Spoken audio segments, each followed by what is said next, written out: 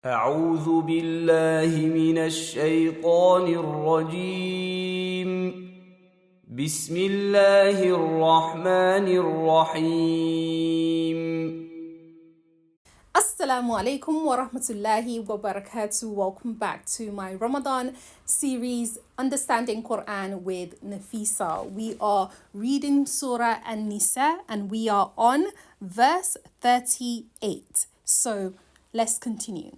Bismillah. By the way, I am saying Bismillah because I'm continuously recording this video. So I've sought protection from shaitan before I started reading. If you are just following on each day and this is the first time you're opening the Quran for today, you will need to seek protection from shaitan the accursed. Then say your Basmallah before you begin reading the Quran. Okay, so that's just a quick reminder. Likewise, for those who spend their wealth to show off and do not believe in Allah or the last day, and whoever takes shaitan as an associate, what an evil associates they. What harm could have come to them if they had believed in Allah and the last day and donated from what Allah has provided for them, and Allah has perfect knowledge of them. So here Allah subhanahu wa ta'ala is talking about we thinking that by doing charity is reducing us or that it may harm us in some way. Charity does not harm. Charity does nothing but bring goodness to us. It brings goodness in so many different ways. I may even have a video here on this channel where I talk about the benefits of charity. The list is so long. From Allah subhanahu wa ta'ala protecting you from a trial that may have befallen you, to Allah subhanahu wa ta'ala keeping it for you on the day of judgment, to Allah subhanahu wa ta'ala forgiving you your sins because of the charity that you did, from protection of the punishment of the grave. The list is endless when it comes to charity. The list is endless. So it only brings good to us to do charity. So when Allah subhanahu wa ta'ala says here that what harm could have come to them, how can they think that it will hurt them in any way? But when we allow our hearts to get into a state of stinginess, then we begin to get scared of spending, even when we have to spend for the sake of Allah. Then if that is the case for some of us, our spiritual heart needs work. And the way in which to alleviate that is to start giving. Even if it feels uncomfortable, even if it feels like, but I don't have a lot, just give. If you go for Jummah prayers, put £2 in the box, put £5 in the box. You see a homeless person, buy them food. Just start doing the little bits, even though it feels uncomfortable. The more and more you do it, the more comfortable you're going to get. But if you're waiting for the day, if you are waiting for the day where you think, when I get rich, then I'll be able to give. Right now, there's not enough. See, that mindset will keep you stuck, because it's actually by giving that you increase what comes in. Because what you give out always comes back to you in one way or another. Always comes back to you. You see some people who don't earn a lot, but they have so much contentment in their hearts and so much peace of mind. That's because there is barakah. There is barakah in their wealth. Part of that barakah, part of that blessing in their wealth is coming because they are earning the wealth in a halal way. And it's also coming because Allah subhanahu wa ta'ala puts blessing in it because they are spending it in halal ways. They are spending it in ways that pleases Allah. One of the du'as that I always make is I always ask Allah subhanahu wa ta'ala to help me to spend what He gives me in ways that is pleasing to Him. It's one thing saying, Allah bless me with beneficial wealth, but it's another thing to say, Allah help me, guide me to spend my wealth in ways that are pleasing to you. That is very, very important, because with that, we won't have a problem with doing charitable acts with our wealth, because we will understand that there is goodness and blessings in it, and it will not only be comfortable for us, but it will bring us so much more joy, right? And again, Allah reminds us that He is the one providing it from us when He says what Allah has provided for them. So it's a constant reminder. It's not what I did to get where I am. It's, you have to work. You do have to work. You have to put in the work. But you see, the strength for you to do the work, the knowledge, the ideas, all of it that comes to you is all coming from Allah. The people who, your boss who hires you and gives you a job, all of that is from Allah, and without his permission, none of it will happen. So it's a constant reminder of what we have is actually from Allah subhanahu wa ta'ala. It's actually not ours. So Allah continues to say, indeed, Allah never wrongs anyone, even by an atom's weight. And if it is a good deed, he will multiply it in many times over and will give a great reward out of his grace. Allahu Akbar. To remind us that you are never at loss when you do something for Allah. You are always in gain. In fact, it multiplies so much more, so much more. Allah continues to say in verse 41, so how will it be when we bring a witness from every faith community and bring you, O Prophet sallallahu alaihi wasallam, as a witness against yours? How will it be when we bring a witness from every faith community and bring you, O Prophet, as a witness against yours? What does that mean? It means the Prophet Muhammad sallallahu alaihi wasallam is a witness to Islam. He is a representative of Muslims, right? And he can bear witness that Allah subhanahu wa ta'ala brought us the information. Allahu Akbar. So the Prophet, peace be upon him, is a witness against us. We are the community of the Prophet Muhammad sallallahu alaihi wasallam, right? He guides. We don't worship him. He's not our God. I used to work with a Christian colleague who told me that her pastor, I don't know how you pronounce it, said that we worship Muhammad. We don't worship Muhammad. We worship God, the creator of the heavens and the earth. And to us, God is not a human being. He did not come in any human form. But we follow the example. We believe that Muhammad is a prophet and he came with the example. And so we follow his example. But we do not worship Muhammad. We worship God. And the word God means Allah in Arabic. So if I say Allah, I mean God. It's not like there's a different God. No, I mean God, the creator of the heavens and the earth. Okay? So that's just some clarification in case there are any Christians watching, because I know I have some Christian sisters also watch my channel. Okay, so, right. The Prophet, peace be upon him, is a witness, right? He is a witness to what Allah brought to us as a community. So we can't turn around and say, I didn't get the memo. No, I didn't get the message. I didn't know about the Quran. It's not an excuse, because the Prophet sallallahu alaihi wasallam was brought. The Quran still exists till this day. We cannot have any excuses about why we didn't know about our faith. If Allah gave you 30 years to live, you've had 30 years to learn Islam. If he gives you 80 years to live, you've had 80 years to learn Islam. There is no excuse.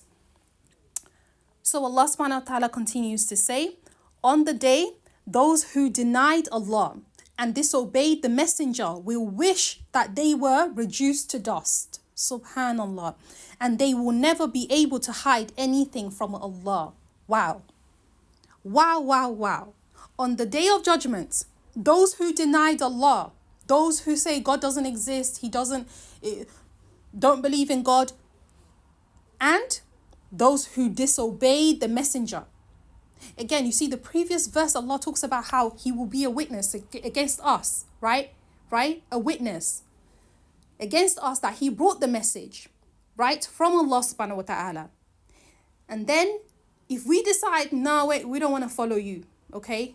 What's going to happen? Those who disobey the messenger of Allah, Allah subhanahu wa ta'ala says that on the day of judgment, they are going to wish that they were turned into dust. Meaning they're going to wish that they were never created in the first place. They are going to wish that they can just disappear. Because once the truth hits them, when the truth is brought to light, there's a saying in my language that says that when the truth is brought to light, the lie disappears. So when the truth is brought to light, these people are going to wish that they can just turn it into dust. They don't want to remain humans, because that means they're going to have to face the consequences of their choices. They're going to wish that they did not exist. Okay? And they will never be able to hide from Allah. But Allah says, no, you can wish as much as you want, but you're not going to be able to hide. You're going to face this because I warned you. Allah warns us.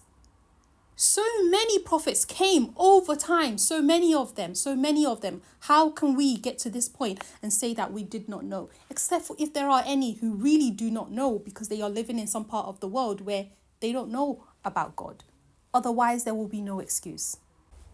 Then Allah subhanahu wa ta'ala continues to give instructions. He says, O believers, do not approach prayer whilst intoxicated. And if you're thinking, how can we approach prayer whilst intoxicated?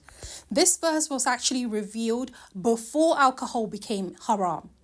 Yeah, you guys are thinking, wait, there was a time alcohol wasn't haram? There was. That was at the very beginning of the revelation of the Quran, okay, that people were still drinking.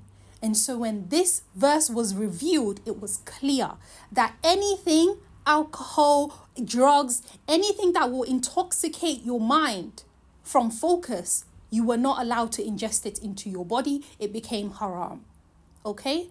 And so that is what this verse is referring to. This is when Allah brought the verse, and this is the verse that says alcohol is haram, drugs are haram, anything that will intoxicate and harm your body and remove your mind from the appropriate thinking and focus, haram. Do not put it into your body.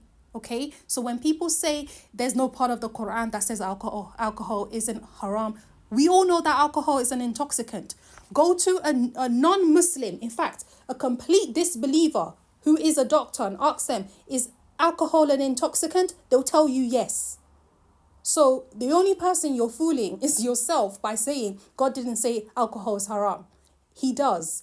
He says it in this verse, Surah An Nisa, verse 43. If you follow, it will be for your own good. If you choose to turn a blind eye, the consequences will be there waiting.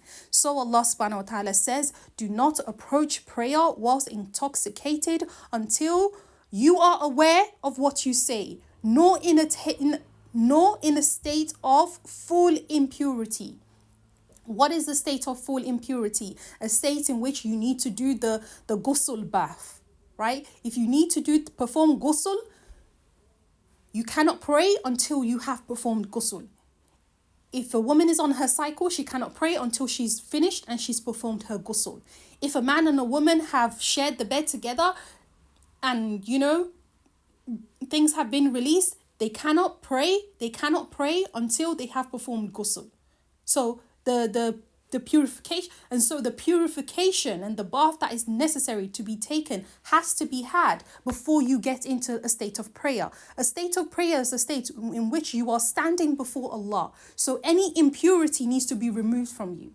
In fact, it's not encouraged to pray with, dirty clothes with so much stains on them and smelling really bad. What's the problem? Did Allah provide you other clothes? Yes. Then go and find something clean and neat before you stand before your Lord. We are standing before Allah, the King of all kings. Let's stand before him with dignity and honor and class. We talk about class all the time, class, elegance. Ladies, right? Let's stand before Allah with much respect. With much respect. Which one of you will go and meet the Prime Minister or go and meet the king of another country dressed in tattered, smelly clothes? Come on now.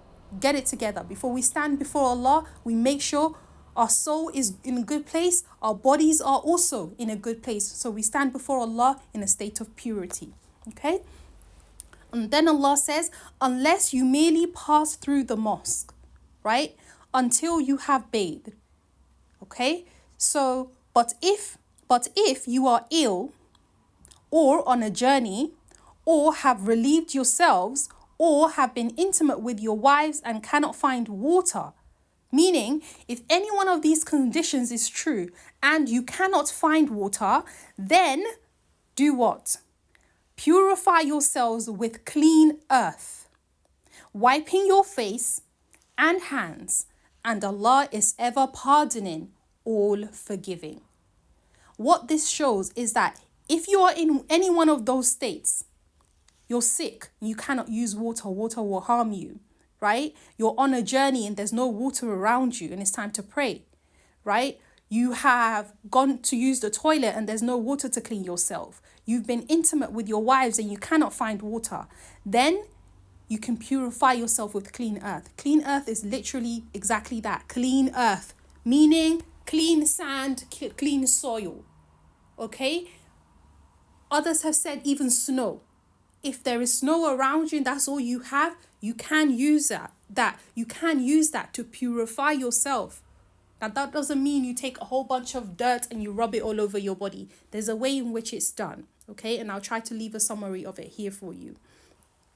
But wiping your face and hands is sufficient as a means of cleanliness. It's not really that is going to completely clean you, but it's the fact that you've made the effort and you followed Allah's command and the fact that you care. Some people don't care. It's like all of these conditions and it's time to pray. It's like, oh, don't worry, I'll pray all of it like tomorrow. I'll pray later, and we just delay prayer for no reason. There's no excuse for delaying prayer. If you cannot stand to pray, you can sit to pray. If you cannot sit to pray, you can lay down to pray. And you can pray even with your eyes. Prayer is a must. So, have you, O Prophet sallallahu alaihi wasallam, not seen those who were given a portion of the scriptures, yet traded it for misguidance and wished to see you deviate from the right path? Meaning, there are people of the scriptures who know the truth, but they choose to hide it. And if you're asking me, what do I mean by the scriptures? We Muslims, we do not only believe in the Quran, but we also believe in the original, keyword, original Torah, and we also believe in the original Bible. We believe in those books. Actually, we do. Yet Allah says, those who were given a portion of the scripture, yet they traded it for misguidance, meaning they knew the truth, but they chose misguidance instead. Now, because they chose to be misguided, they want you to follow their misguided way as well. And this is where we have to be quite careful with individuals that we know are not on the right path. You may not want to say things to harm them, but be careful not to follow their path. You know that you are on the right path. Stay on the right path. Don't say, oh, because I'm trying to please this relative of mine who left Islam and now they are having a party in a club, so I want to show support, right? Allah talks about family ties. So let me go show support to my sister who's left the deen. Let me go join her to celebrate her birthday in a club. No. If someone is misguided, if you know that you cannot have a positive impact, at least don't join them. Because this is one of the tricks of Shaitan. This is one of the things that he does. He makes you so that you end up joining those friends of yours in misguidance because, well, they're my friends and they're actually really good people. So you go and join them in their misguidance and you now become a witness to their sin. And so if the punishment of Allah was to befall upon them, it will touch you too because you are among them.